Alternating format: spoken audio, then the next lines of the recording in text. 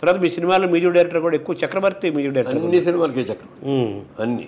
అదే అలాగే డిస్ట్రిబ్యూటర్స్ చూసుకుంటే వెస్ట్ గోదావరి తీసినవన్నీ కూడా బాలకృష్ణ గారు ఉషా పిక్చర్స్ అని మా 25 సినిమాలు ఆయనే చేశాడు. అలాగే విఎంసి దొరసామరాజు గారు నైజాం అన్నీ కూడా ఆయన చేశాడు. నైజాం కాదు, రాయలసీమ ఇవన్నీ ఆయనే చేశాడు. తర్వాత మీరు నిర్మాతగా మారిన తర్వాత కృష్ణ చాలా పెద్ద హీరో, ఆయన ఇంకా చాలా టాప్ హీరో. అలాగే నాగార్జున కూడా బాగా హీరోగా బాగా టాప్ మంచి సిమ్లో ఉన్న టైంలో దాని ఏమంటారు స్టార్ కాంబినేషన్ సినిమా మీరు తీశారు కదా వారసుడు. అది మీకు మీ ఆలోచనేనా? అది డెఫినెట్గా నా ఆలోచన అండి. కాకపోతే అందులో నాకు క్యారెక్టర్ లేదు. అది మీరు చెప్పారు కదా, నేను క్యారెక్టర్ ఆలోచించాను. ప్రొడ్యూసర్గా ఇది గ్యారెంటీగా సక్సెస్ అవుద్ది. హిందీ సినిమా హిందీలో బాగా ఆడింది. ఇది ఆ కృష్ణ గారి క్యారెక్టర్ నేను వేయొచ్చు, కానీ నాగార్జునకి ఫాదర్గా అక్కడ కృష్ణ వేస్తే ఉన్న కాంబినేషన్ కూడా ఇద్దరు హీరోలు ఫ్యాన్స్ తోటి అట్లాగే ఆలోచించాం. యాజ్ అ బిజినెస్ మ్యాన్గా ఆలోచించి తీసి అదే ఆ ఫార్ములా హిట్ అయింది, సక్సెస్ అయింది కదా.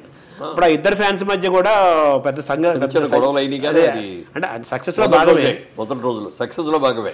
సక్సెస్ లో భాగంగా కృష్ణ గారిని నువ్వు అంటాడా అదేదంటే చెప్పా క్యారెక్టర్ అన్న తర్వాత క్యారెక్టర్ అనయ్యా, అదే మేము రీల్స్ తగలబెట్టేస్తాం ఇది అన్నారు. సినిమానిగా చూడాలి కదా, సినిమాగానే చూడండి.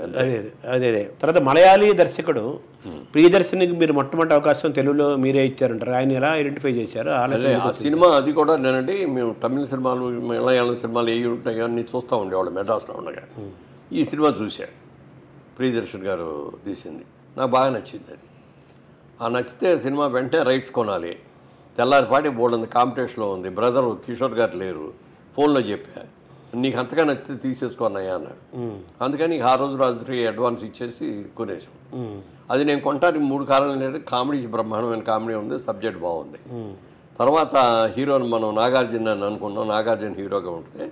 అందులో ఒరిజినల్ సినిమాలో వేసిందంటే నాగార్జున అమ్మాయి కలిపి అమల కాదు అప్పటికి ఇంకో అమ్మాయి, ఈ సినిమాకి అమలే కదా ఒరిజినల్గా ఉన్న అమ్మాయి వేరు. అమ్మాయిని పెట్టుకుంటే కొత్తగా పైకి వస్తారు అమ్మాయి. అమ్మాయికి మనకి ఈజీగా పెద్ద రెమ్యూనరేషన్లాగా దొరుకుద్ది. డైరెక్టర్ ఆ సినిమా తీశాడు, అదే సినిమా మళ్ళీ అతనంటే ఈజీగా తీసేస్తాడు. ఆ మెయిన్ సెట్ ఒకటి ఉంది, ఆ సెట్ వాహిని స్టూడియోలో ఉంది, అది ఈజీగా దొరుకుద్ది. మనం చాలా ఈజీగా తక్కువ బడ్జెట్లో మంచి సినిమా దిగొచ్చు అని దిగాం. కాకపోతే వాళ్ళందరూ దిగిన తర్వాత అబ్బాయి ఆ హీరోయిన్ అమ్మాయి వద్దండి అని అమలను పెట్టారు. తర్వాత హైదరాబాద్లో తీద్దామండి ఈ సినిమా, ఆ సెట్ పోయింది, సెట్ లేదు, మళ్ళీ ఇక్కడ పెద్ద సెట్ వేయాల్సి వచ్చింది. బడ్జెట్ మారిపోయింది. సక్సెస్ అయింది, కమర్షియల్ కూడా సక్సెస్ కదా. తర్వాత మీరు ఈ డైరెక్టర్లు పాత డైరెక్టర్లతో పాటు ఈ రాజాచంద్ర వీళ్ళందరితో పాటు దాతర్ గారు వాళ్ళందరితో పాటు త్రివిక్రమ్ శ్రీనివాస్ అప్పుడే అప్కమింగ్ వస్తుంది, త్రివిక్రమ్ శ్రీనివాస్ కూడా మీరు టేకప్ చేసి ఒరిజినల్గా అది త్రివిక్రమ్ శ్రీనివాసుని ఆయన రైటర్గా ఉండి రాసేటప్పుడు సినిమాలు బాగా సక్సెస్ అయింది. సరే ఇతనితో మన సినిమా చేస్తే ఎలా ఉంటుంది డైరెక్టర్గా అని చెప్పి ఒకసారి పిలిస్తే వచ్చి కథ చెప్పాడు. కథ చెప్పి ఒక మాట అన్నాడు, దయచేసి ఒక్కటండి, నేను రవికిషోర్ అని ఉన్నాడు కదా, స్రవంతి రవికిషోర్కి మాట ఇచ్చారండి మొదటి సినిమా చేస్తానని. ఆ సినిమా మాత్రం అక్కడ చేసేసి వచ్చి రెండోది మనకి చేస్తానండి. ఓకే, ఆ సినిమా కూడా బాగానే తీశాడు, బాగానే ఆడింది. అది అప్పుడు మా సినిమాకి వచ్చాడు. వచ్చినప్పుడు ఇక్కడ ఇలాగే కూర్చొని కథ చెప్పాడు. మొత్తం సినిమా అంతా 3 గంటలు చెప్పాడు, సీన్ టు సీన్ చెప్పాడు. చాలా బాగుంది అనిపించేది, వెంటనే అది కొనేది. అందులో కూడా నాకు క్యారెక్టర్ లేదు. అది మీరు అది ఆలోచించలేదు ఎప్పుడు? నిర్మాతగానే ఆలోచించారు. మీరు నిర్మాతగా పాత్ర పోషించినప్పుడు కేవలం నిర్మాతగా ఆలోచించి ఆ కథ ఎలా ఉంది, అందరి పాత్ర ఎలా ఉంది, బడ్జెట్ ఎలా ఉంది, ఇది కమర్షియల్గా హిట్ అవుతుందా లేదా, ఏమేం చేయాలని బ్రెయిన్ అంతా దాంతోనే వర్క్ చేస్తుంది. పాత్ర ఇచ్చినప్పుడు పాత్ర చేస్తారు. సో కృష్ణతోటి సినిమా తీశారు, వాళ్ళ మహేష్ బాబుతో సినిమా తీశారు, రాజశ్రీ కళ్యాణం నువ్వు సినిమా తీసావు. అవునవును, అందులో గుమ్మడి గారి క్యారెక్టర్ నేను చేయొచ్చు, ఏజ్డ్ క్యారెక్టరే, కానీ ఆ క్యారెక్టర్ నాకంటే ఆయన చేస్తే చాలా బాగుంటుంది. క్రాంతి కుమార్ డైరెక్షన్ అని చెప్పి ఆయనతోనే పెట్టాం. అదే ఏది హిట్ అవుతుందో చూసుకున్నారు, అంత ఫార్ములా. నా సినిమా కాబట్టి నేనే మెయిన్ క్యారెక్టర్ ఇవ్వాలనేది ఎప్పుడు చూసుకోవాలి, బిజినెస్గానే ఆలోచించాను. అంటే అప్పుడే కొంచెం ముందు సీతారామయ్య గారి మనవరాలు సినిమా క్రాంతి కుమార్ డైరెక్షన్లో సూపర్ హిట్ అయింది. అందులో అక్కడే నాగేశ్వరరావు గారికి ఎటువంటి మేకప్ లేకుండా ఆయన న్యాచురల్గా విగ్గు లేకుండా ఉంటాడు. దాదాపు అదే సెటప్తో ఈ సినిమాలో కూడా చేశారు కదా. అది డైరెక్టర్ ఆలోచన సార్, అది డైరెక్టర్ ఆలోచన. శాంతకుమార్ గారు సీతారామయ్య గారు మరమరాలు తీసినప్పుడు నాగేశ్వరరావు గారి దగ్గరికి వెళ్ళి ఏమండి నాకు డిఫరెంట్ క్యారెక్టర్ చూపిద్దాం అనుకుంది మీద విగ్గొద్దండి, మేకప్ వద్దండి, మీరు మామూలుగా ఉన్న మీ మేనరిజాలు ఏమి వద్దండి అని చెప్పి ఆయన ఒప్పించి చేశాడు. ముందు 2 రోజులు ఒప్పుకోవాలి, ఆయన విగ్గు లేకుండా నేను చేయను అన్నారు. ఈయన ఏమైనా సరే మిమ్మల్ని ఒక డిఫరెంట్ నాగేశ్వరరావు గారిని చూపిస్తానండి అంటే సరే నేను చేశాడు. పెద్ద హిట్ అయింది, సూపర్ హిట్ అయింది. తర్వాత అది కూడా రాజశ్రీ కళ్యాణం కూడా వాణిశ్రీ గారు నాగేశ్వరరావు గారు ఒక పేరు, మన సురేష్ అని అతను హీరో, అమ్మాయి పేరు ఏంటి హీరోయిన్,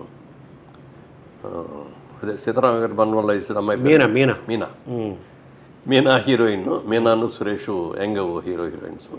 ఓల్డ్ ఇదేమో నాగేశ్వరరావు వాణిశ్రీ గారు, గుమ్మడి గారు ఒక క్యారెక్టర్. తర్వాత 5 సినిమాల పైన మీరు తీశారు మీ జయభేరి ద్వారా.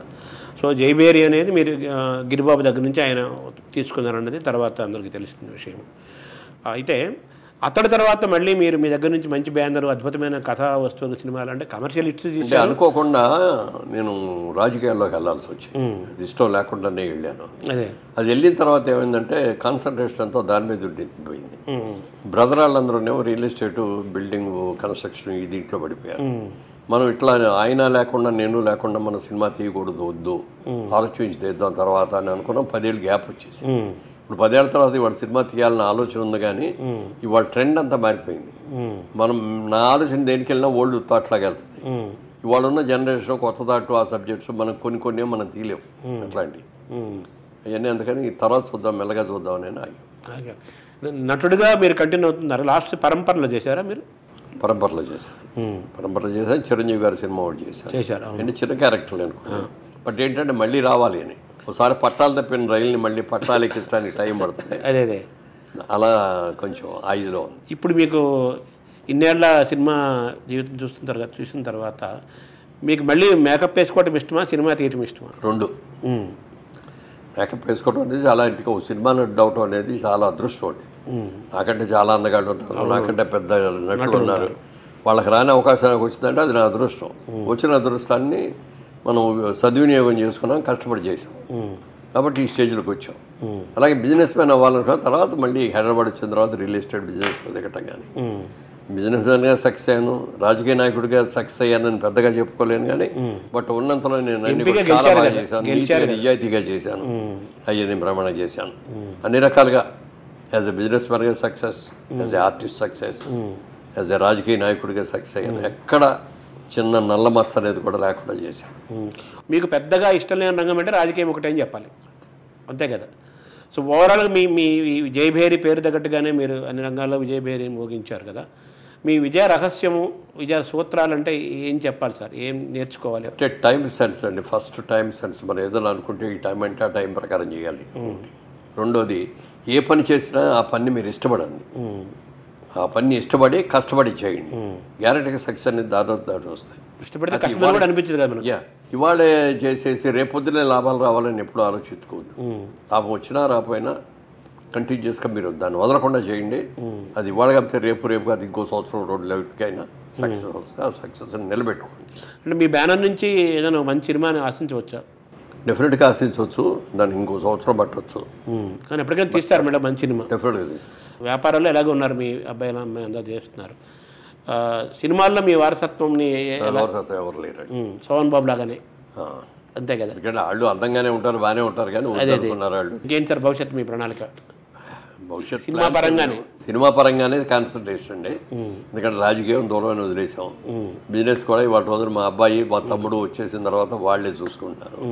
మళ్ళీ మా నెక్స్ట్ జనరేషన్ కూడా 2 ఆడపిల్లలే. కిషోర్ గారికి అమ్మాయే, మా బాబుకి రామ్మోహన్ కూడా అమ్మాయి. సో వాళ్ళని కూడా ఇందులో ఎంటర్ చేసాం. వాళ్ళు కూడా డైరెక్టర్లు అయ్యారు. ఇప్పుడు నెక్స్ట్ జనరేషన్గా వాళ్ళకి అందించాలి. మనం అంతా పైనుండి అలా ఒకసారి చూసుకుంటాం. అంటే మనిషి మానసికంగాను శారీరకంగాను బిజీగా ఉంటే హెల్తీగా ఉంటారు కదా.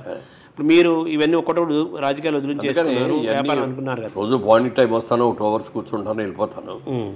ఇగో ఇలాంటి ఇంటర్వ్యూలు ఉంటే అటెండ్ అవుతూ ఉంటాను. సినిమాలో అయిన ఛాన్స్ వస్తే చేస్తాను. మిమ్మల్ని మీరు ఎలా బిజీగా ఉంచుకోబోతున్నారు? అందుకే ఏదో విధంగా బిజీగా ఉండాలి. ఖాళీగా కూర్చుంటే కాళ్ళ నొప్పులు, ఒళ్ళు నొప్పులు, నడువు నొప్పులు ఇవన్నీ వస్తాయి. అందుకని సాధ్యమైనంతవరకు బిజీగా ఉంచుకుంటాం. Sir thank you sir.